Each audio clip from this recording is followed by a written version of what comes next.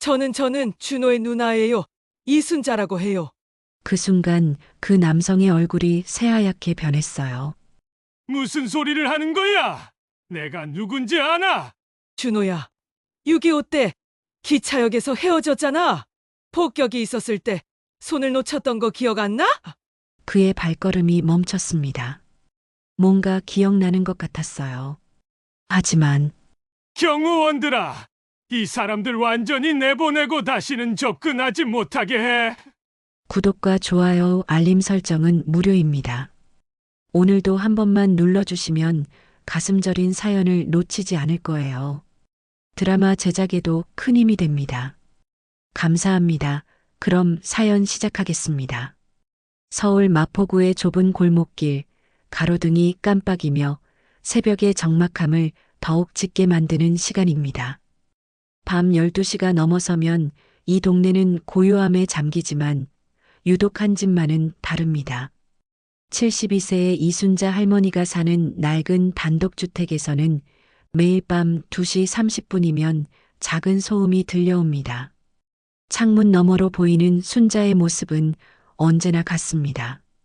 색이 바랜 남색 잠바를 걸치고 무릎까지 올라오는 검은색 고무장화를 신여 마당 한켠에 세워둔 낡은 자전거에는 그물과 작은 양동이 그리고 보온병이 매달려 있습니다. 순자는 아무 말 없이 자전거를 끌고 골목을 나서죠. 자전거 바퀴에서 나는 삐걱거리는 소리만이 새벽의 정적을 깨뜨립니다. 그 소리는 마치 오래된 비밀을 품고 있는 듯 애절하게 울려 퍼집니다. 또 나가네, 저 할머니. 맞은편 연립주택 2층에서 불면증으로 잠 못 이루던 김씨 아주머니가 커튼 사이로 내다봅니다. 저 시간에 어디 가는 건지 정말 신기해. 벌써 석 달째야. 김씨 아주머니는 처음에는 그저 우연히 본 것이라 생각했지만 매일 같은 시간에 반복되는 모습을 보니 궁금증이 커져갔죠. 심지어 비가 와도 눈이 와도 순자는 어김없이 나갔습니다. 이웃들 사이에서는 여러 가지 추측이 돌고 있었습니다. 골목 입구에서 작은 구멍가게를 운영하는 박씨 할아버지는 생계가 어려우니까 새벽에 고기 잡으러 가는 거지. 요즘 물가가 얼마나 비싼데라고 말했습니다. 하지만 부동산 중개업소를 운영하는 최 씨는 다른 의견이었죠. 아니야, 들어보니까 젊은 시절에 남편이 한강에서 배 타다가 실종됐다는 얘기가 있어. 그 유골을 찾고 있는 게 아닐까? 불쌍해 정말. 또 다른 이웃은 더욱 안타까워했습니다. 나이 드니까 치매 기운이 있는 것 아니야? 그냥 습관적으로 나가는 거지. 누가 좀 말려야 할 텐데. 세탁소를 운영하는 이씨 아줌마는 고개를 저으며 그래도 혼자 사시는데 밤에 나가면 위험하잖아. 무슨 일이라도 생기면 어쩌려고라며 걱정했습니다. 하지만 누구도 직접 순자에게 물어보지는 않았습니다. 그녀의 단호한 침묵과 날카로운 눈빛이 그런 질문들을 막고 있었거든요. 가끔 이웃들이 할머니, 어디 가세요? 라고 인사를 건네도 순자는 고개만 살짝 끄덕일 뿐 대답하지 않았습니다. 그녀의 입술은 항상 굳게 다물어져 있었고 눈빛은 어디론가 먼 곳을 바라보고 있었어요. 순자의 집안은 세월의 흔적이 역력했습니다.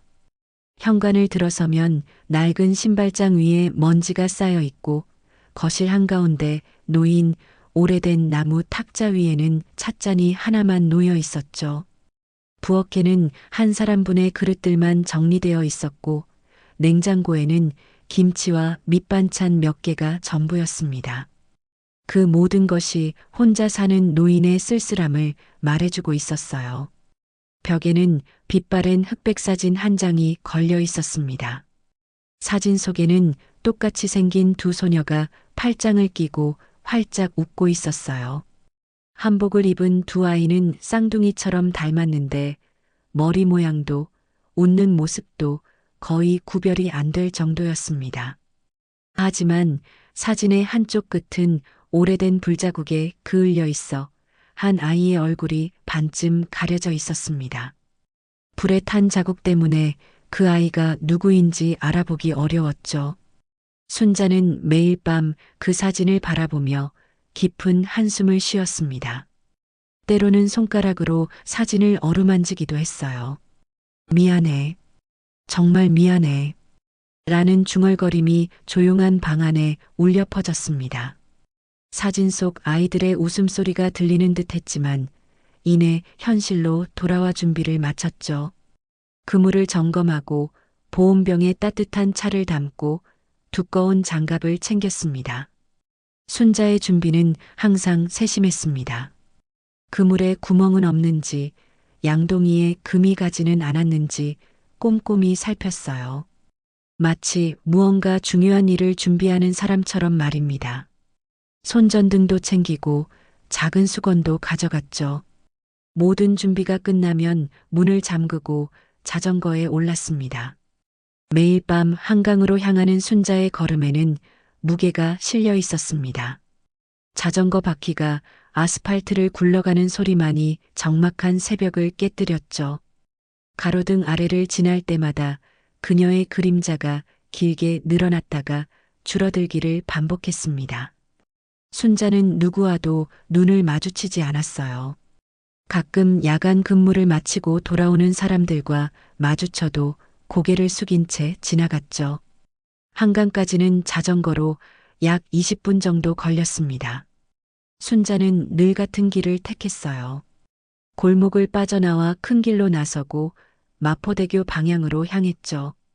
새벽 바람이 차갑게 뺨을 스쳤지만 순자는 개의치 않았습니다. 오히려 그 차가운 바람이 그녀를 더욱 또렷하게 만드는 것 같았어요. 새벽 3시가 되면 어김없이 한강에 도착했습니다. 순자는 늘 같은 자리로 갔어요. 마포대교 아래쪽 가로등이 닿지 않는 어둠 속이었습니다. 그곳에서 그물을 준비하며 찬바람이 뺨을 스쳐 지나가도 개의치 않았어요. 손가락이 시려도 무릎이 아파도 그저 묵묵히 그물을 던지고 기다렸습니다. 순자는 그물을 던지기 전 항상 같은 의식을 치렀습니다. 강물을 바라보며 조용히 중얼거렸죠. 오늘도 왔어. 기다려줘. 그 목소리에는 간절함과 애절함이 담겨 있었습니다. 그리고는 깊은 숨을 들이마시며 그물을 힘차게 던졌어요. 강물에 퍼져나가는 파문을 바라보는 순자의 눈빛에는 70여 년을 살아온 세월의 무게가 고스란히 담겨 있었습니다. 그날도 순자는 어김없이 새벽 3시에 한강에 도착했습니다. 차가운 바람이 강물 위를 스쳐가며 작은 파도를 일으켰어요. 11월 말의 새벽 공기는 뼛속까지 파고드는 추위였지만 순자는 개의치 않았습니다. 이미 석 달 동안 이런 날씨에 익숙해져 있었거든요. 순자는 평소처럼 그물을 정성스럽게 펼쳐놓고 강물 속으로 던졌습니다. 그물이 물속으로 가라앉는 모습을 지켜보며 그녀는 또다시 기다림의 시간을 시작했죠. 오늘은 뭐라도 걸리길. 순자는 작은 목소리로 중얼거렸습니다. 지난 석 달 동안 그물에 걸려 올라온 것이라고는 빈 페트병과 비닐봉지, 그리고 낡은 신발 한 짝이 전부였거든요. 때로는 물고기 한두 마리가 걸리기도 했지만 순자가 찾고 있는 것은 그런 게 아니었어요. 하지만 순자는 포기하지 않았습니다. 마치 무언가 중요한 것을 기다리는 사람처럼 인내심 있게 기다렸어요. 강변에 앉아 보온병에서 따뜻한 차를 마시며 순자는 어린 시절을 떠올렸습니다. 쌍둥이 동생 준호와 함께 뛰어놀던 그 시절, 어머니가 두 아이를 구별하지 못해 헷갈려 하시던 모습이 생생했어요. 순자야, 준호야, 누가 누군지 모르겠다. 어머니는 웃으며 말씀하셨죠. 그때는 그런 일상이 영원히 계속될 줄 알았는데 전쟁이라는 거대한 태풍이 모든 것을 앗아가 버렸습니다. 1시간쯤 지났을까요? 그물에서 평소와 다른 무게감이 느껴졌습니다. 순자의 심장이 빨라졌어요. 이번엔 뭐지? 지난 석 달 동안 수없이 반복했던 일이지만 오늘은 왠지 다른 느낌이었습니다. 그녀는 조심스럽게 그물을 끌어올리기 시작했습니다. 물에 젖은 그물이 무거워 팔이 아팠지만 포기할 수 없었죠. 순자의 얼굴에는 기대감과 불안감이 동시에 스쳐갔어요. 이게 뭐야? 그물 안에는 검은색 보자기에 쌓인 작은 덩어리가 들어 있었습니다. 보자기는 물에 젖어 있었지만 단단히 묶여 있어서 안의 내용물은 보호되고 있는 것 같았어요. 순자는 떨리는 손으로 보자기를 풀기 시작했습니다. 손가락이 추위로 굳어 있어서 매듭을 푸는 것이 쉽지 않았죠. 누가 이런 걸 강물에 버린 거지? 보자기를 풀자 그 안에는 작은 철제암이 들어 있었습니다. 녹이 슬어 있었지만 아직 튼튼해 보였어요. 철제암의 모서리에는 오래된 스티커가 붙어 있었는데 글씨가 흐려져서 읽기 어려웠습니다. 순자는 철제암을 조심스럽게 열어보았습니다. 뚜껑이 딱딱해서 힘을 줘야 했어요. 그 순간 그녀의 눈이 커졌습니다. 함 안에는 군번줄 하나와 빛바랜 편지 몇 장, 그리고 흑백 사진 한 장이 들어 있었거든요. 가장 먼저 눈에 띈 것은 군번줄이었습니다. 은색 쇠사슬에 네모난 인식표가 달려 있었어요. 순자는 인식표를 가까이 가져가 글씨를 읽어보려 했습니다. 손전등을 켜서 비춰보니 이병 이준호라는 이름이 새겨져 있었어요. 그 순간 순자의 머릿속이 하얘졌습니다. 준호, 이준호라고? 사진을 들어 올린 순자의 손이 심하게 떨렸습니다. 사진 뒷면에는 흐릿하지만 읽을 수 있는 글씨가 적혀 있었어요. 이병 이준호, 1952년 7월 촬영, 강원도 춘천. 순자는 사진을 뒤집어 앞면을 보았습니다. 그 순간 그녀의 입에서 작은 비명이 새어나왔어요. 사진 속의 소녀는 분명히 그녀가 알고 있는 얼굴이었습니다. 준호, 준호야. 어린 시절 함께 뛰어놀던, 그리고 70년 전 그 혼란스러운 날에 잃어버린 쌍둥이 동생의 모습이었거든요. 비록 군복을 입고 있어서 어린 시절과는 달랐지만 그 눈매와 미소는 틀림없었어요. 순자는 사진을 가슴에 꼭 안으며 눈물을 흘렸습니다. 살아있었구나. 내 동생이 살아있었어. 기억이 물밀듯 밀려왔습니다. 1950년 6월 25일 갑작스럽게 시작된 전쟁으로 인해 가족들은 피난을 떠나야 했어요. 순자와 준호는 겨우 6살이었습니다. 어머니는 두 아이의 손을 꼭 잡고 피난민들과 함께 남쪽으로 향했죠. 사람들로 가득한 기차역에서 모두가 급하게 움직이는 혼란 속에서 일이 벌어졌어요. 갑자기 공습경보가 울렸고 사람들이 우왕좌왕하기 시작했습니다. 준호야, 준호야. 어린 순자는 준호를 찾아 헤맸지만 소용없었습니다. 폭격 소리와 사람들의 비명소리가 뒤섞인 그 아수라장에서 쌍둥이 동생은 흔적도 없이 사라져버렸거든요. 어머니와 순자는 몇 날 며칠을 그 자리에서 기다렸지만 준호는 나타나지 않았어요. 어머니는 울면서 준호가 죽었을 거야라고 말씀하셨지만 순자는 끝까지 믿지 않았습니다. 그 후 70년 동안 순자는 준호를 찾기 위해 온갖 노력을 했어요. 전쟁고와 명단을 뒤지고 적십자사의 수소문을 의뢰하고 심지어 방송에까지 나가봤지만 아무런 소식을 들을 수 없었습니다. 시간이 흐르면서 주변 사람들은 이제 포기해라라고 말했지만 순자는 포기할 수 없었어요. 준호가 살아있었다니. 순자는 편지를 펼쳐보았습니다. 편지는 총 4장이 있었는데 모두 같은 사람이 쓴 것 같았어요. 첫 번째 편지를 읽어보니 준호가 전쟁 후 어떤 가정에 입양되었다는 내용이 적혀 있었습니다. 누나를 찾고 있습니다. 저는 이준호입니다. 1950년 피난길에서 누나와 헤어졌습니다. 누나 이름은 이순자이고 저와 쌍둥이입니다. 편지 속의 글씨는 어린아이 글씨였지만 간절함이 느껴졌어요. 날짜를 보니 1960년에 쓴 것이었습니다. 두 번째 편지는 1970년에 쓴 것이었어요. 글씨가 좀 더 어른스러워져 있었습니다.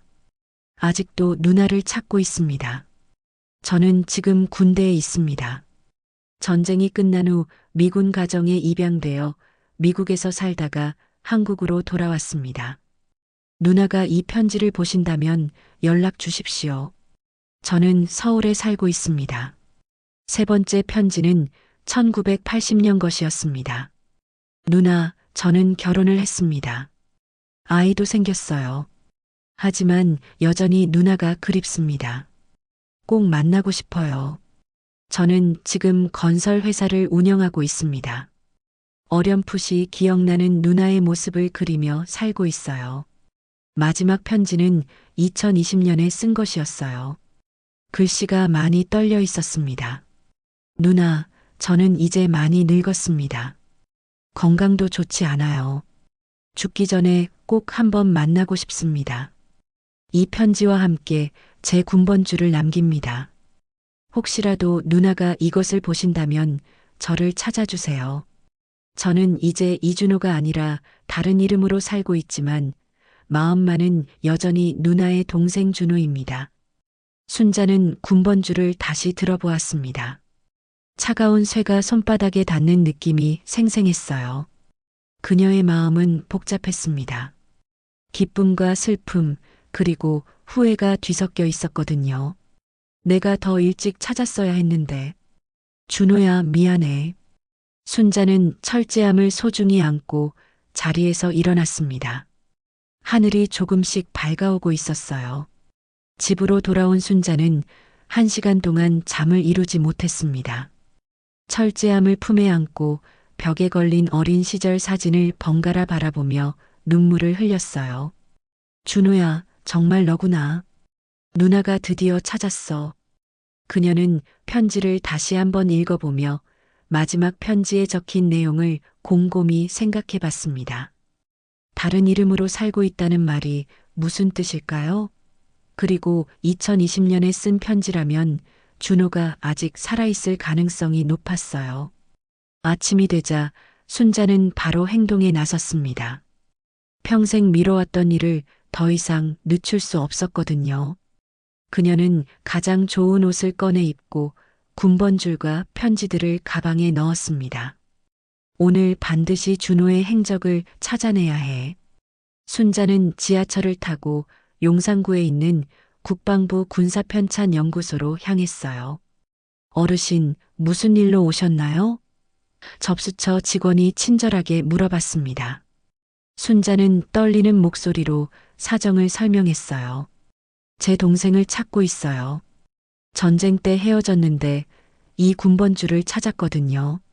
그녀는 가방에서 군번줄을 꺼내 보여줬습니다. 직원은 군번줄을 자세히 살펴보더니 컴퓨터를 두드리기 시작했어요. 이병 이준호. 1952년 입대. 직원이 화면을 보며 중얼거렸습니다. 순자는 가슴이 터질 것 같았어요. 드디어 준호의 정확한 기록을 확인할 수 있는 순간이었거든요. 하지만 잠시 후 직원의 표정이 굳어졌습니다. 어르신, 죄송합니다만 이상한 점이 있어요. 뭐가 이상한가요? 순자가 불안한 목소리로 물어봤습니다. 직원은 당황한 듯 다시 컴퓨터를 확인해 봤어요. 이 이름은 전사자 명단에도 없고 제대자 명단에도 없습니다. 1952년에 이병으로 입대한 기록은 있는데 그 이후의 기록이 모두 사라져 있어요. 이런 경우는 처음 봅니다. 순자의 머릿속이 복잡해졌습니다. 그럼 제 동생이 어떻게 된 건가요? 직원은 미안한 표정을 지으며 말했어요. 혹시 신분을 바꿨거나 아니면 특수한 임무를 수행했을 가능성이 있습니다. 하지만 저희가 확인할 수 있는 건 여기까지예요. 더 자세한 건 국가기록원에 문의해 보시기 바랍니다. 국가기록원으로 향하는 지하철 안에서 순자는 불안감을 감출 수 없었습니다. 신분을 바꿨다니 왜 그랬을까? 그녀는 편지 내용을 다시 떠올려 봤어요. 준호가 미군 가정에 입양되었다가 한국으로 돌아왔다고 했는데 그 과정에서 무슨 일이 생긴 걸까요? 국가기록원에서도 비슷한 상황이 벌어졌습니다. 이준호라는 이름으로는 1952년 이후 기록이 없습니다.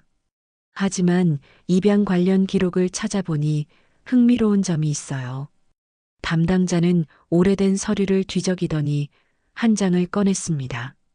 1953년에 미군 가족에게 입양된 전쟁고와 명단이 있는데 여기에 이준호라는 이름이 있네요. 입양 가정은 존슨 대령 가족입니다. 그럼 제 동생이 미국으로 간 게 맞군요. 순자는 기뻐했지만 담당자의 다음 말에 다시 당황했어요. 그런데 1970년에 한국으로 돌아온 기록이 있습니다. 하지만 이때부터는 이름이 바뀌어 있어요. 존슨이라는 성을 쓰다가 다시 한국 이름으로 개명한 것 같은데 정확한 이름은 개인정보라 알려드릴 수 없습니다. 순자는 답답함을 감출 수 없었습니다. 그럼 제가 동생을 어떻게 찾죠? 담당자는 미안한 표정으로 대답했어요. 죄송하지만 개인정보보호법 때문에 더 이상은 알려드릴 수 없습니다. 다만 언론사나 방송국을 통해 찾아보시는 방법도 있어요. 실망한 채 기록원을 나선 순자는 근처 공원 벤치에 앉아 한숨을 쉬었습니다. 이렇게 가까이 왔는데 그때 뒤에서 누군가 말을 걸어왔어요. 할머니, 혹시 이준호라는 사람 찾고 계신가요? 순자는 깜짝 놀라 뒤를 돌아봤습니다. 50대 중반으로 보이는 남자가 서 있었어요. 낡은 점퍼를 입고 수염을 기른 모습이 조금 수상해 보였습니다. 누구세요? 어떻게 제가 찾는 사람을 아시죠? 남자는 벤치 옆에 앉으며 자신을 소개했어요. 저는 박철수라고 합니다. 노숙을 하면서 이 근처에서 살고 있어요. 그런데 어떻게? 순자가 의아해하자 박철수는 씁쓸한 미소를 지었습니다. 저도 전쟁고아였어요. 그래서 그런 일들에 관심이 많죠. 아까 할머니가 기록원에서 이준호 찾는다고 하시는 걸 들었거든요. 그 이름 어디서 들어본 것 같아서요. 순자의 가슴이 두근거렸습니다. 정말요? 어디서 들으셨어요? 박철수는 잠시 생각하는 듯 하다가 입을 열었어요. 1970년대에 군대에 있을 때 그런 이름의 사람을 만난 적이 있어요. 근데 그 사람은 이준호가 아니라 다른 이름을 쓰고 있었죠. 아마 개명을 한 것 같았어요. 그 사람이 지금 어디 있는지 아세요? 순자는 간절한 목소리로 물어봤습니다. 박철수는 고개를 끄덕였어요. 살아있어요. 그런데 이제는 아주 유명한 사람이 되었죠. 건설회사를 운영하는 대기업 회장이 되었거든요. 순자는 편지에서 읽었던 내용을 떠올렸습니다. 준호가 건설회사를 운영한다고 했던 것이 맞았어요. 정말이에요? 그럼 제가 만날 수 있을까요? 하지만 박철수의 표정이 어두워졌습니다. 그게 쉽지 않을 거예요. 그 사람은 과거를 완전히 지우고 살고 있거든요. 전쟁고아 출신이라는 걸 숨기고 있어요. 왜요? 부끄러워할 일이 아닌데. 순자가 이해할 수 없다는 표정을 짓자 박철수가 설명했어요. 사회적 지위 때문이죠. 대기업 회장이라는 자리에서 전쟁고아 출신이라는 게 알려지면 좋지 않다고 생각하는 거예요. 특히 가족들이 그런 걸 꺼려해요. 순자의 마음이 무거워졌습니다. 그렇다면 준호를 만나는 것이 정말 어려울 수도 있겠다는 생각이 들었어요. 그럼 저는 어떻게 해야 하죠? 박철수는 잠시 망설이더니 말했습니다. 방법이 하나 있긴 해요. 하지만 위험할 수도 있어요. 위험하다니요? 무슨 위험이요? 순자는 불안한 목소리로 물어봤습니다.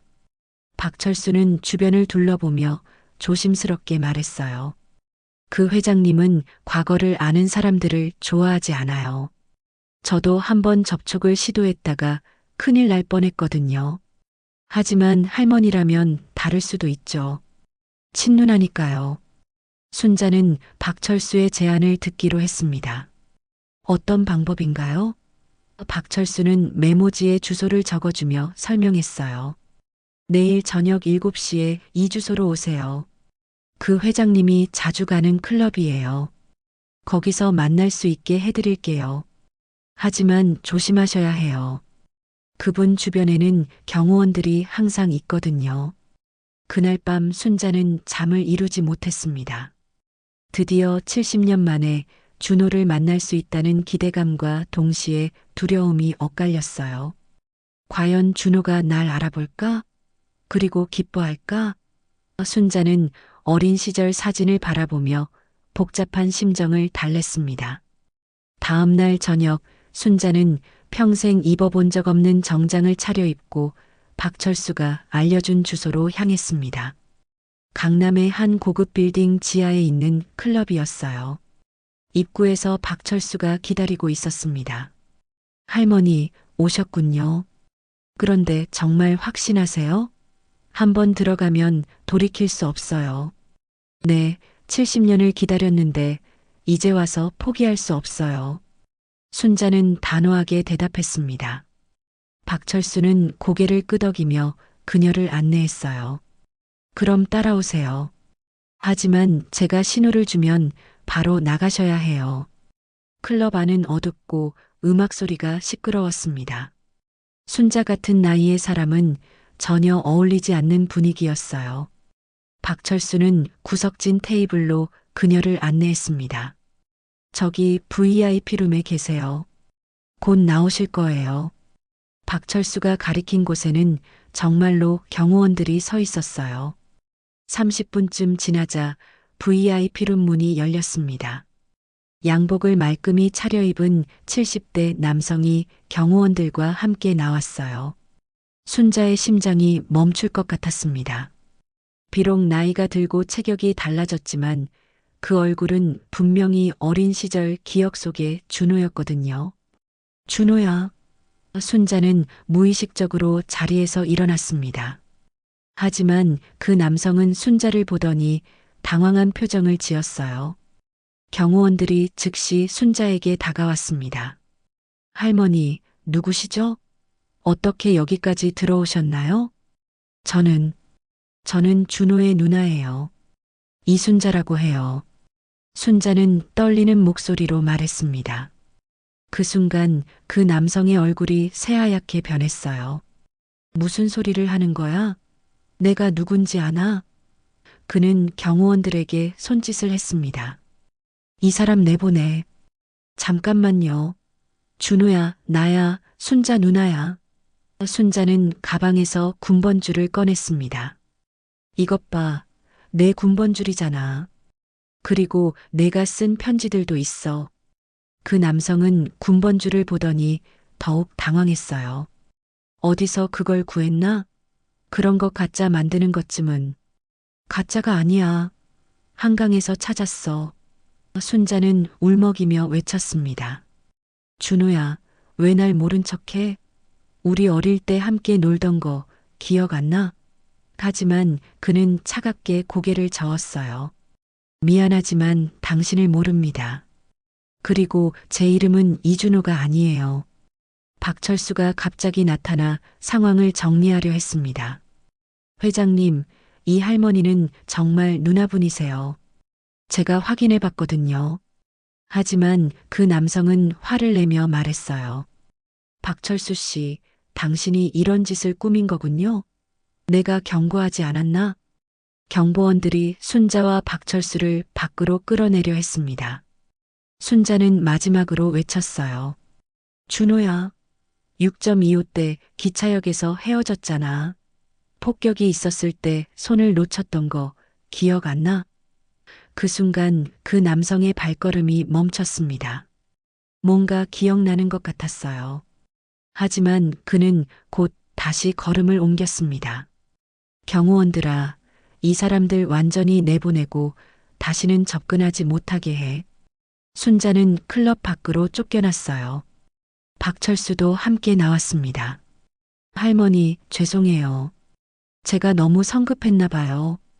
클럽을 나선 순자는 눈물을 주체할 수 없었습니다. 왜 날 모른 척 하는 거지? 분명히 내 동생인데. 박철수는 순자를 위로하며 설명했어요. 아마 진짜로 기억을 못하는 게 아니라 인정하기 싫어하는 것 같아요. 사회적 지위 때문에 과거를 부정하고 싶어 하는 거죠. 그럼 난 어떻게 해야 하나요? 순자가 절망적인 목소리로 물어봤습니다. 박철수는 잠시 생각하더니 말했어요. 다른 방법을 써야겠어요. 좀 더 확실한 증거가 필요해요. 혹시 어린 시절 준호와 함께 찍은 사진 같은 거 있나요? 순자는 집에 있는 그을린 사진을 떠올렸습니다. 있긴 한데 불에 타서 얼굴이 잘 안 보여요. 박철수가 제안했어요. 그래도 가져오세요. 그리고 혹시 다른 가족들이나 이웃들 중에 증언해 줄 사람도 찾아보세요. 법적으로 접근하는 방법도 있거든요. 하지만 집으로 돌아가는 길에 순자는 이상한 기분이 들었습니다. 누군가 자신을 따라오는 것 같았어요. 뒤를 돌아봐도 아무도 없었지만 계속 시선이 느껴졌습니다. 기분 탓이겠지 하고 생각했지만 불안감은 가시지 않았어요. 집에 도착한 순자는 문을 열고 들어가다가 깜짝 놀랐습니다. 거실 탁자 위에 편지 한 통이 놓여 있었거든요. 분명히 나갈 때는 없었던 편지였어요. 순자는 떨리는 손으로 편지를 열어봤습니다. 더 이상 과거를 파헤치지 마십시오. 당신과 준호 모두를 위해서입니다. 편지에는 서명이 없었어요. 순자는 소름이 돋았습니다. 누군가 자신의 집에 들어와서 편지를 놓고 간 것이었거든요. 누가 이런 짓을. 그때 전화벨이 울렸습니다. 순자는 조심스럽게 전화를 받았어요. 여보세요? 할머니, 경고를 했는데도 못 알아듣겠나요? 낯선 남자 목소리였습니다. 더 이상 준호 씨를 괴롭히지 마세요. 그분은 이제 다른 삶을 살고 계십니다. 순자는 용기를 내어 대답했어요. 누구세요? 왜 제가 동생을 찾는 걸 방해하는 거죠? 동생이든 뭐든 상관없어요. 중요한 건 그분의 현재 생활을 보호하는 것이거든요. 마지막 경고입니다. 전화가 끊어졌습니다. 순자는 무서웠지만 동시에 더욱 확신했어요. 누군가 준호의 과거를 숨기려고 하고 있다는 것을 말입니다. 그날 밤 순자는 문단속을 철저히 하고 잠자리에 들었지만 잠이 오지 않았습니다. 낯선 남자의 협박 전화가 계속 머릿속을 맴돌았어요. 마지막 경고라니. 그럼 다음엔 뭘 하겠다는 거지? 순자는 베개를 끌어안으며 두려움을 달래려 했지만 쉽지 않았습니다. 하지만 동시에 더욱 확신이 섰어요. 누군가 그토록 막으려 한다는 것은 준호가 정말 그 사람이 맞다는 증거였거든요. 새벽 2시쯤 되자 순자는 더 이상 누워 있을 수 없었습니다. 일어나서 부엌으로 갔는데 창문 밖에서 이상한 소리가 들렸어요. 누군가 마당을 돌아다니는 것 같았습니다. 순자는 조심스럽게 커튼 사이로 내다봤어요. 어둠 속에서 검은 그림자가 움직이는 게 보였습니다. 누구세요? 순자가 큰 소리로 외쳤습니다. 그러자 그림자가 재빨리 사라졌어요. 순자는 경찰에 신고할까 생각했지만 아무런 피해가 없었기 때문에 그냥 두기로 했습니다. 대신 휴대폰을 침대 옆에 두고 혹시 모를 상황에 대비했어요. 다음 날 아침 일찍 박철수가 순자의 집을 찾아왔습니다. 할머니, 어젯밤에 무슨 일 있었나요? 얼굴이 안 좋아 보이시는데요. 순자는 어젯밤의 일들을 박철수에게 모두 털어놨어요. 협박 전화부터 누군가 집 주변을 돌아다닌 일까지 말입니다. 박철수의 표정이 심각해졌습니다. 역시 제가 걱정했던 일이 벌어지고 있네요. 그 회장님 주변에는 과거를 숨기기 위해 뭐든 하는 사람들이 있어요. 저도 예전에 비슷한 일을 당했거든요. 박철수는 자신의 경험을 들려줬어요. 저도 한때 그분의 과거를 알고 있다는 이유로 위협을 받았어요. 하지만 할머니는 다르죠. 친누나니까요. 그럼 어떻게 해야 하죠? 순자가 불안한 목소리로 물어봤습니다. 박철수는 잠시 생각하더니 제안했어요. 더 확실한 증거를 모아야 해요. 그리고 안전한 곳에서 만나는 방법을 찾아야 하고요. 혹시 준호님과 함께 있을 때 특별한 기억이 있나요? 다른 사람은 절대 모를 만한 비밀 같은 거요. 순자는 어린 시절을 떠올려 봤습니다. 그럼 준호 왼쪽 어깨에 점이 있어요. 별 모양처럼 생긴 큰 점이요. 그리고 어릴 때 같이 부르던 노래도 있고요. 박철수가 관심을 보였어요. 어떤 노래요? 순자는 작은 목소리로 노래를 불러봤습니다. 우리 집에 왜 왔니? 우리 집에 왜 왔니? 꽃 찾으러 왔단다. 무슨 꽃을 찾으러? 예쁜 꽃을 찾으러. 그 노래를 준호님이 기억한다면 확실한 증거가 되겠네요. 박철수가 고개를 끄덕였어요. 그런데 어떻게 그분을 다시 만날 수 있을까요?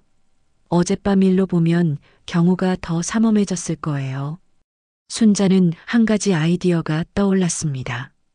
제가 한강에서 그물질하는 걸 그분이 알게 하면 어떨까요? 혹시 궁금해서 나올지도 몰라요. 박철수는 고개를 저었습니다. 너무 위험해요.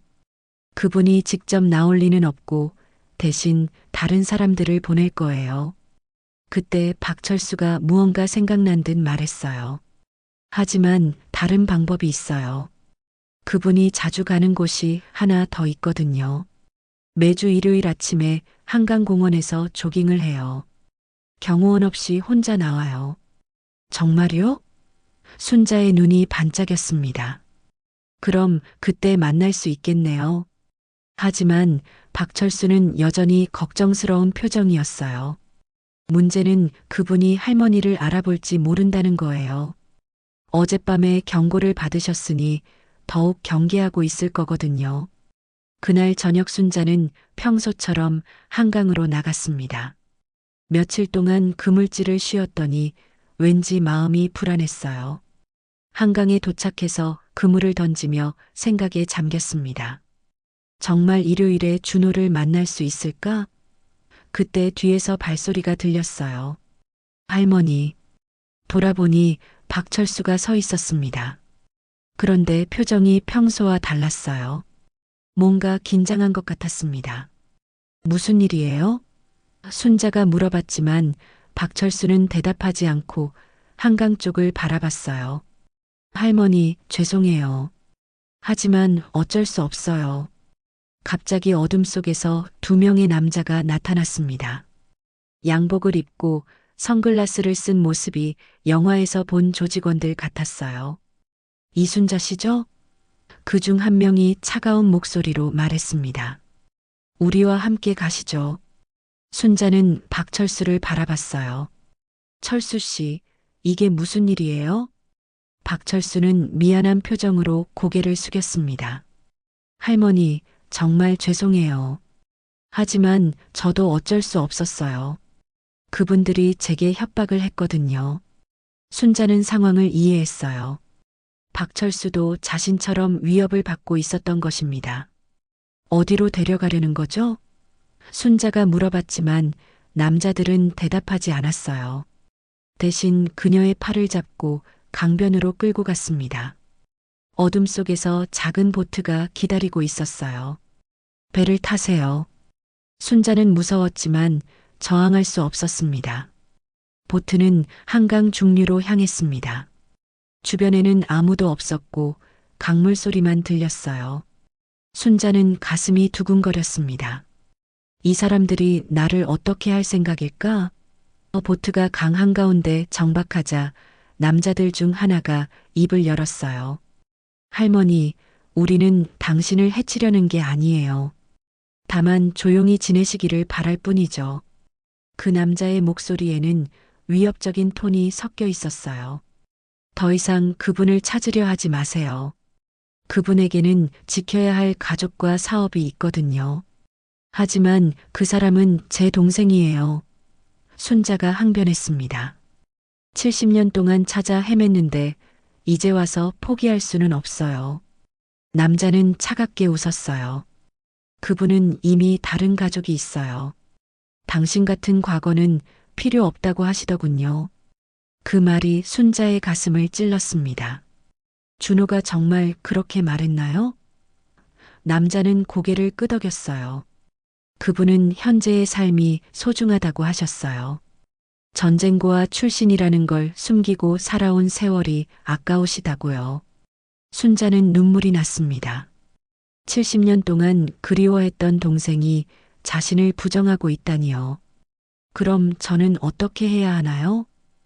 남자는 잠시 말을 멈췄다가 대답했어요. 간단해요. 이 모든 걸 잊으시면 돼요. 그리고 다시는 그분을 찾으려 하지 마세요. 갑자기 다른 남자가 순자를 강물 쪽으로 밀었습니다. 순자는 균형을 잃고 차가운 강물에 빠졌어요. 으악!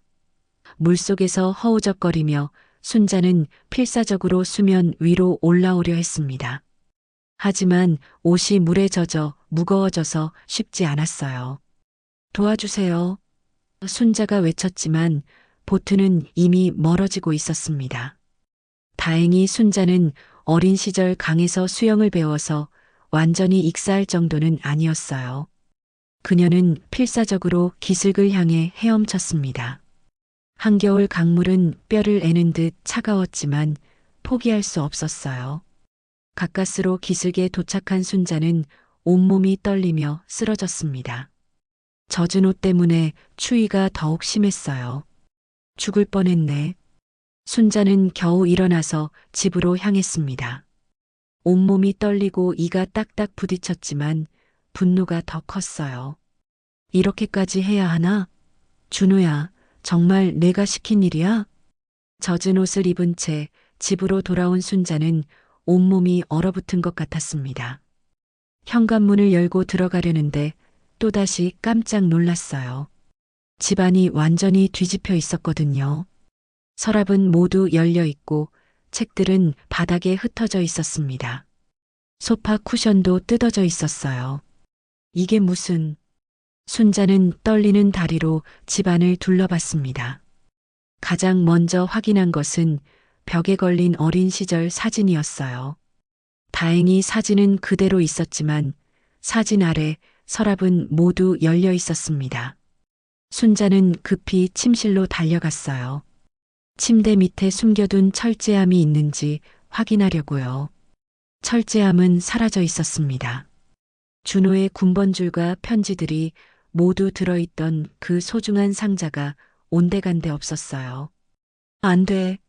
순자는 침대 밑을 더 자세히 뒤져봤지만 헛수고였습니다. 그들이 가져간 게 분명했어요. 순자는 힘없이 바닥에 주저앉았습니다. 젖은 옷 때문에 몸은 떨렸지만 마음은 더욱 차갑게 식어갔어요. 이제 준호를 증명할 방법이 없어졌구나. 군번줄과 편지들은 준호가 살아있다는 유일한 증거였는데 그마저 빼앗겨 버린 것입니다. 그때 현관문에서 벨소리가 들렸습니다. 순자는 조심스럽게 문 쪽으로 다가갔어요. 누구세요? 밖에서 낯선 남자 목소리가 들렸습니다. 경찰입니다. 신고를 받고 왔는데요. 순자는 안도의 한숨을 쉬며 문을 열었어요. 어르신, 괜찮으세요? 이웃분이 집에서 이상한 소리가 난다고 신고하셨는데요. 경찰관은 순자의 젖은 옷차림을 보고 놀랐습니다. 어르신, 무슨 일이 있었나요? 왜 이렇게 젖어 계세요? 순자는 겨우 정신을 차리고 상황을 설명했어요. 도둑이 들었어요. 그리고 저는 한강에 빠졌어요. 순자의 말이 횡설수설이었지만 경찰관은 일단 집안을 확인했습니다. 정말 심하게 뒤집혀 있네요. 무엇을 가져갔는지 확인해 보세요. 순자는 철제함이 없어진 것을 말했지만 다른 물건들은 그대로 있었어요. 현금이나 귀중품은 가져가지 않고 특정한 물건만 가져갔다는 거네요. 경찰관이 의아해했습니다. 그럼 단순한 절도가 아닐 수도 있겠어요. 혹시 누군가와 갈등이 있으셨나요? 순자는 대답하기 어려웠어요. 준호와 관련된 일을 어떻게 설명할 수 있을까요? 일단 신고서를 작성하시고 병원에 가서 검진을 받으세요. 강물에 빠지셨다니 몸에 이상이 있을 수 있어요. 경찰관은 친절하게 조치해줬지만 순자는 마음이 복잡했습니다. 이 모든 일을 경찰에게 털어놓는다고 해서 해결될 문제는 아니었거든요. 경찰이 떠난 후 순자는 뜨거운 물로 샤워를 했습니다. 차가운 강물에 빠졌던 기억이 생생했어요. 그 사람들이 날 죽이려고 했던 걸까?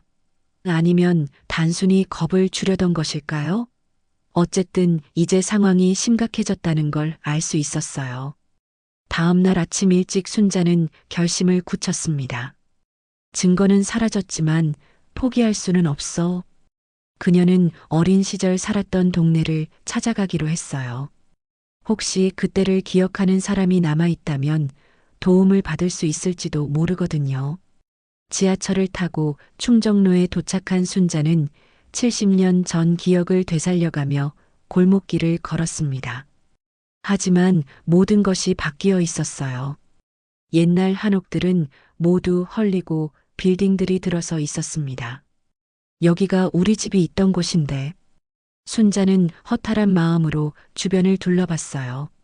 그때 길 건너편에서 익숙한 모습이 보였습니다. 90세쯤 되어 보이는 할머니가 지팡이를 짚고 천천히 걸어가고 있었어요. 혹시?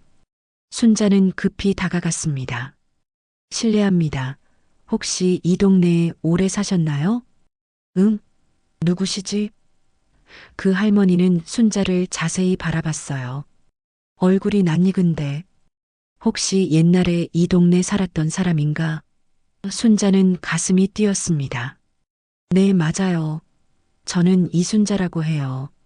1950년 전쟁 때까지 여기 살았거든요. 아, 순자야. 그 할머니의 얼굴이 밝아졌어요. 나 미경이야, 김미경. 기억 안 나?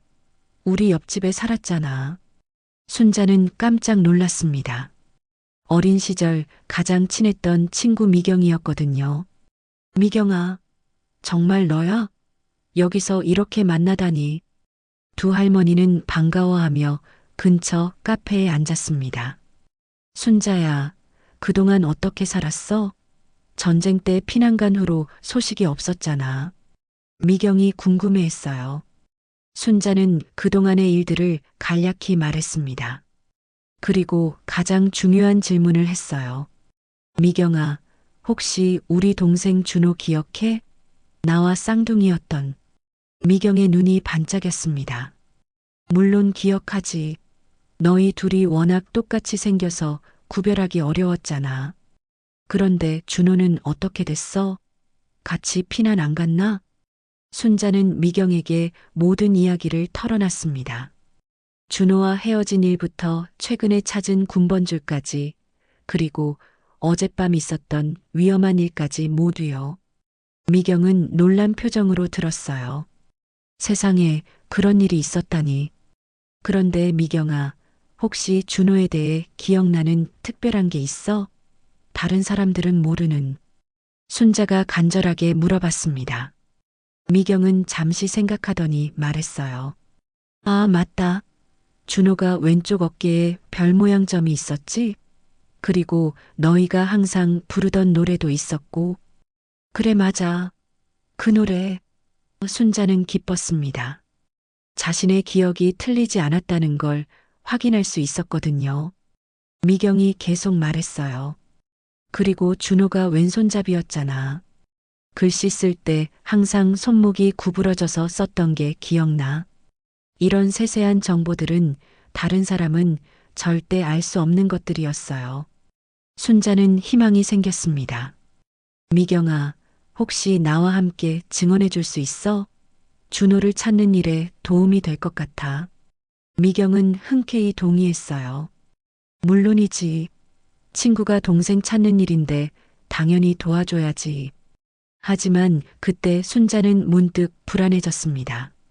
어젯밤 일을 생각하면 미경까지 위험에 빠뜨릴 수는 없었거든요. 미경아, 그런데 이 일이 좀 위험할 수도 있어. 어젯밤에 나를 해치려는 사람들이 있었거든. 미경은 당황했지만 결연한 표정을 지었어요. 순자야, 우리가 몇 살인데 무서워해? 70살 넘게 살았는데 이제 와서 겁날 게 뭐 있어? 미경의 말에 순자는 용기를 얻었습니다. 하지만 동시에 걱정도 됐어요. 혹시 미경까지 위험에 빠뜨리는 건 아닐까요? 그날 저녁 순자는 집에 돌아와서 계획을 세웠습니다. 미경이라는 증인을 얻었으니 이제 좀 더 체계적으로 접근해야 했어요. 문 앞에는 또다시 편지가 놓여 있었습니다. 마지막 경고였다고 했는데 순자는 편지를 열어봤어요. 다음은 당신 차례다. 짧은 글이었지만 섬뜩했습니다. 순자는 이제 정말로 자신의 생명이 위험하다는 걸 느꼈어요. 하지만 동시에 더욱 확신했습니다. 그들이 그토록 막으려 한다는 것은 준호가 진짜라는 증거였거든요. 협박 편지를 받은 다음 날 순자는 더 이상 기다릴 수 없다고 생각했습니다. 미경과 함께 세운 계획을 실행에 옮기기로 했어요. 박철수가 말했던 대로 일요일 아침에 준호가 한강공원에서 조깅을 한다면 그때가 마지막 기회일 것 같았거든요. 순자는 미경에게 전화를 걸었습니다. 미경아, 오늘 한강공원에서 만나자. 드디어 준호를 만날 수 있을 것 같아. 미경은 걱정스러운 목소리로 대답했어요. 순자야, 정말 괜찮겠어? 어젯밤 협박 편지까지 받았다며? 하지만 순자의 결심은 확고했습니다. 이번이 마지막 기회야. 더 늦으면 정말 못 만날 것 같아. 일요일 아침 7시 순자와 미경은 한강공원에서 만났습니다. 11월 말의 아침 공기는 차가웠지만 조깅하는 사람들이 제법 많았어요. 준호가 정말 올까? 순자는 불안한 마음으로 주변을 둘러봤습니다. 미경이 순자의 손을 꼭 잡으며 위로했어요. 걱정 마. 70년을 기다렸는데 조금 더 기다릴 수 있어. 80쯤 되자 멀리서 익숙한 모습이 보였습니다. 회색 운동복을 입고 천천히 조깅하는 70대 남성이었어요. 순자의 심장이 빨라졌습니다. 저기야, 저 사람이야. 하지만 미경은 조심스럽게 말했어요. 확실해? 멀리서 보면 비슷한 사람들이 많잖아. 그 남성이 가까이 다가오자 순자는 확신했습니다. 클럽에서 봤던 바로 그 사람이었어요. 나이가 들었지만 어린 시절 준호의 모습이 남아 있었거든요. 순자는 용기를 내어 그 앞을 가로막았습니다. 준호야. 그 남성은 깜짝 놀라며 멈춰 섰습니다. 누구시죠? 왜 저를 부르시는 거예요? 순자는 떨리는 목소리로 말했어요. 나야, 순자 누나야. 정말 못 알아보겠어? 그 남성의 얼굴이 굳어졌습니다. 죄송하지만 저는 당신을 모릅니다. 그리고 제 이름도 준호가 아니에요. 미경이 나서서 말했습니다. 준호야, 나도 기억 안 나니? 나 미경이야. 어릴 때 너희 옆집에 살았던 김미경. 그 남성은 더욱 당황한 표정을 지었어요. 정말 모르겠습니다. 아마 다른 사람과 착각하신 것 같은데. 아니야. 순자가 외쳤습니다. 내 왼쪽 어깨에 별 모양 점이 있잖아. 그리고 왼손잡이고 우리가 어릴 때 함께 부르던 노래도 있어. 우리 집에 왜 왔니? 기억 안 나? 그 순간 그 남성의 표정이 미묘하게 변했어요. 뭔가 기억나는 듯한 표정이었습니다. 하지만 그는 곧 고개를 저었습니다. 정말 죄송하지만 기억이 안 나요. 저는 다른 삶을 살고 있거든요. 순자는 절망적인 마음으로 마지막 카드를 꺼냈어요. 그럼 내 어깨점이라도 확인해줘. 제발 한 번만. 안 됩니다. 그 남성이 단호하게 거절했어요. 이제 그만 저를 괴롭히지 마세요. 저는 정말 당신들이 찾는 사람이 아니에요. 그때 갑자기 검은 승용차 2대가 공원 주차장에서 나타났습니다. 양복을 입은 남자들이 우르르 내려와 그들에게 다가왔어요. 회장님, 괜찮으세요? 경호원들이 그 남성을 둘러쌌습니다. 그중 한 명이 순자와 미경을 노려보며 말했어요. 할머니들 경고했는데도 말을 안 듣는군요. 순자는 무서웠지만 용기를 냈습니다. 우리는 그냥 동생을 찾고 있을 뿐이에요. 그때 그 남성이 경호원들을 제지했습니다. 잠깐, 이분들을 해치지는 마라. 그리고는 순자를 바라보며 말했어요. 할머니, 제발 이해해 주세요. 저에게는 지금의 가족이 전부예요. 과거를 파헤치면 모든 게 무너질 수 있어요. 하지만 나는 내 누나야. 순자는 울부짖었습니다. 70년 동안 너를 찾아 헤맸어. 어떻게 이렇게 냉정할 수 있니? 그 남성의 눈에 잠시 흔들림이 보였어요. 하지만 곧 다시 차가운 표정으로 돌아갔습니다. 죄송합니다. 하지만 저는 이제 다른 사람이에요. 그가 돌아서려는 순간 뒤에서 박철수가 나타났습니다. 손에는 휴대폰을 들고 있었어요. 잠깐만요. 이 모든 대화를 녹음했어요. 모든 사람들이 박철수를 바라봤습니다. 이 녹음 파일이 언론에 공개되면 어떻게 될까요? 대기업 회장이 친누나를 부정한다는 기사가 나오면 말이에요. 박철수의 협박에 경호원들이 그에게 달려들려 했지만 그 남성이 손을 들어 막았어요. 박철수 씨, 당신이 원하는 게 뭡니까? 그 남성의 목소리에는 분노가 섞여 있었어요. 박철수는 냉소적으로 웃었습니다. 간단해요. 할머니와 제대로 된 만남을 가지세요. 그리고 진실을 인정하시고요. 만약 거절하면? 그 남성이 물어봤습니다. 박철수가 휴대폰을 흔들며 대답했어요.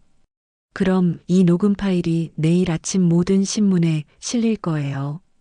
대기업 회장, 전쟁고아 출신 숨기려, 친누나 부정 이런 제목으로 말이죠. 그 남성은 잠시 고민하더니 한숨을 쉬었습니다. 알겠습니다. 하지만 공개적인 장소가 아닌 조용한 곳에서 만나겠어요. 순자는 기뻤지만 동시에 불안했어요. 박철수의 방법이 옳은 건지 확신할 수 없었거든요. 그럼 오늘 저녁 8시에 한강 다리 위에서 만나요. 그 남성이 제안했습니다. 단 다른 사람은 오지 마세요. 할머니 혼자만 나오세요. 순자는 고개를 끄덕였어요. 드디어 준호와 단둘이 이야기할 기회가 생긴 것입니다. 경호원들과 함께 떠나는 그 남성을 바라보며 순자는 복잡한 심정이었습니다. 70년 만에 만난 동생이지만 완전히 다른 사람이 되어 있었어요. 과연 오늘 밤에 진짜 마음을 터놓고 이야기할 수 있을까? 미경이 순자의 어깨를 두드리며 위로했어요. 순자야, 이제 거의 다 왔어. 조금만 더 힘내. 하지만 박철수는 걱정스러운 표정이었습니다. 할머니, 혼자 가시면 위험할 수도 있어요. 그 사람들이 또 무슨 짓을 할지 모르거든요. 순자는 결연한 표정으로 대답했어요. 괜찮아요. 이게 마지막 기회일 것 같아요. 준호와 단둘이 이야기해보고 싶어요. 그날 저녁이 되기까지 순자는 마음의 준비를 했습니다. 70년 동안 꿈꿔왔던 순간이 드디어 다가온 것이었어요. 하지만 결과가 어떻게 될지는 아무도 알 수 없었습니다. 저녁 8시 순자는 약속 장소인 한강 다리 위에 홀로 서 있었습니다. 11월 말에 찬바람이 뺨을 스쳤지만 그녀는 떨림을 멈출 수 없었어요. 70년 만에 준호와 마주 앉아 진짜 대화를 나눌 수 있는 순간이었거든요. 다리 위의 가로등이 강물에 비쳐 흔들리는 모습을 바라보며 순자는 어린 시절을 떠올렸습니다. 누나, 나 무서워. 전쟁이 나던 그날 6살 준호가 순자의 손을 꼭 잡고 말했던 기억이 생생했어요. 괜찮아, 누나가 있잖아. 그때 순자가 대답했던 말도 떠올랐습니다. 하지만 결국 준호의 손을 놓치고 말았죠. 발소리가 들렸습니다. 돌아보니 그 남성이 혼자 걸어오고 있었어요. 경호원들 없이 정말 혼자 나온 것 같았습니다. 순자의 가슴이 두근거렸어요. 정말 왔구나. 그는 순자에게서 몇 발짝 떨어진 곳에 멈춰 섰습니다. 할머니, 그가 조용히 말했습니다. 정말 제가 당신이 찾던 그 사람일까요? 순자는 그의 얼굴을 자세히 바라봤어요. 세월이 흘러 많이 변했지만 여전히 어린 시절 준호의 모습이 남아 있었습니다. 그래, 너야. 내 동생 준호가 맞아. 저는 기억이 나지 않아요. 그가 힘들어하며 말했습니다.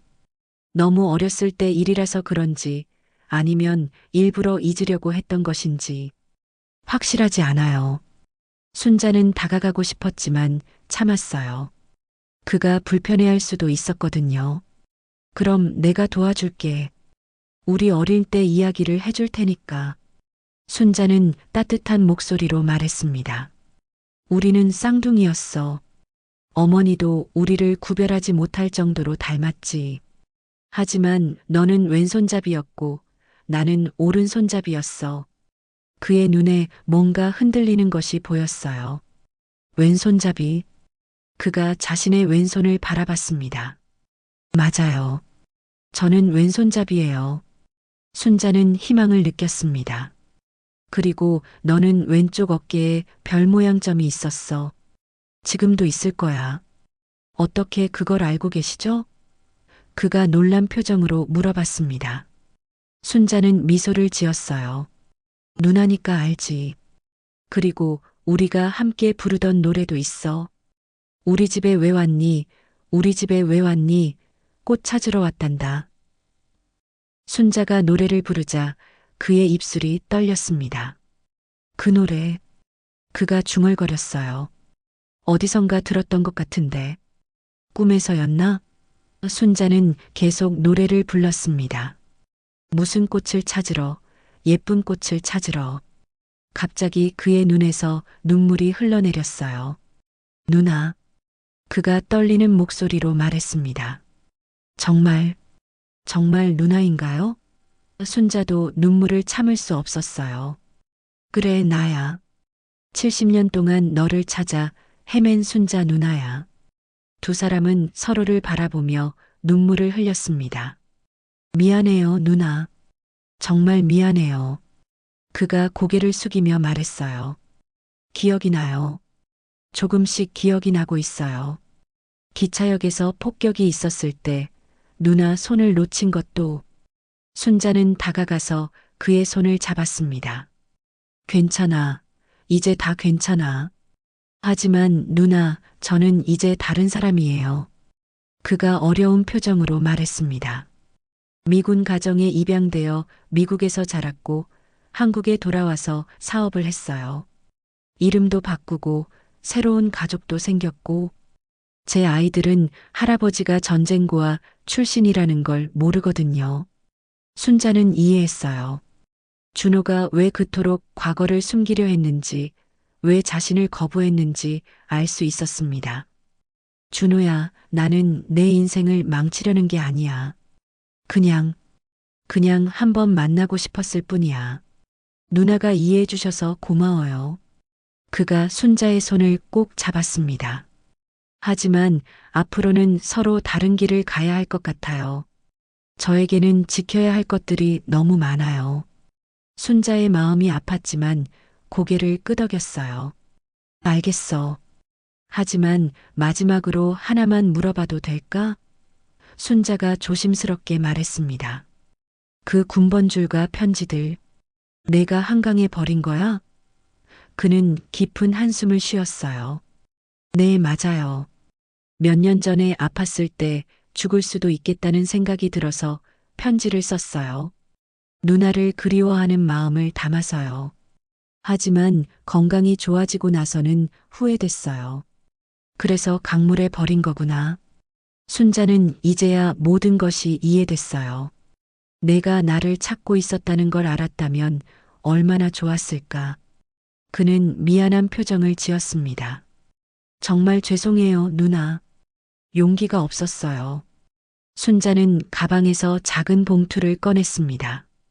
이건 우리 어릴 때 사진이야. 불에 타서 내 얼굴이 잘 안 보이지만. 가져가. 그는 사진을 받으며 오래 바라봤어요. 이거 정말 오래된 사진이네요. 그래, 70년 동안 간직했어. 이제 너에게 돌려줄게. 순자의 목소리에는 체념이 섞여 있었어요. 그는 사진을 소중히 품에 넣었습니다. 고마워요, 누나. 이 사진은 평생 간직할게요.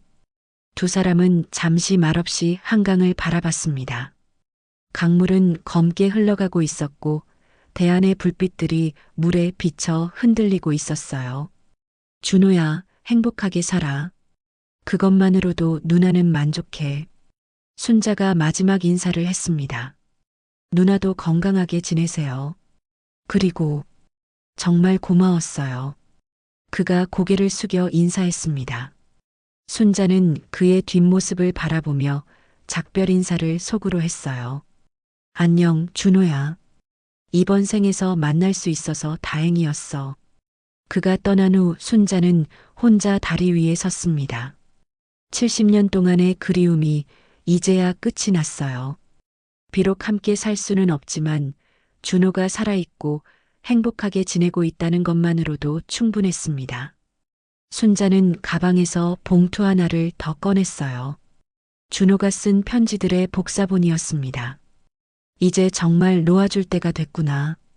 순자는 편지들을 바람에 날려보냈습니다. 하얀 종이들이 강물 위로 천천히 떨어져 내려갔어요. 마치 70년간의 그리움도 함께 흘러가는 것 같았습니다. 해가 뜨기 시작했습니다.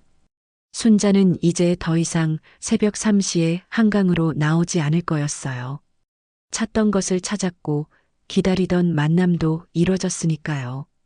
순자의 발걸음이 집으로 향했습니다. 이번에는 가벼운 마음으로 말이에요. 끝까지 시청해 주셔서 감사합니다. 오늘 사연도 재미있으셨다면 구독, 좋아요, 알림 설정 부탁드립니다.